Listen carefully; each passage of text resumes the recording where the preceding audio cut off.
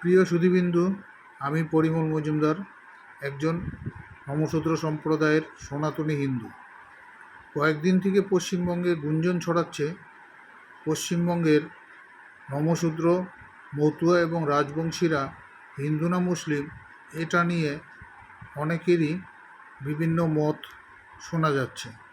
তবে সকল নমশূদ্র, রাজবংশী এবং মতুয়া সম্প্রদায়ের কাছে আমার অনুরোধ, আপনারা বিষয়টি নিয়ে চিন্তা ভাবনা করবেন। বিশেষ করে নমশূদ্র সম্প্রদায়ের কাছে পশ্চিমবঙ্গের 23 থেকে 24% আমরা আছি। একটু চিন্তা ভাবনা করবেন, আপনারা আপনাদের ধর্ম কিভাবে বাঁচাবেন এবং ধর্মে কিভাবে ব্যাখ্যা দেবেন।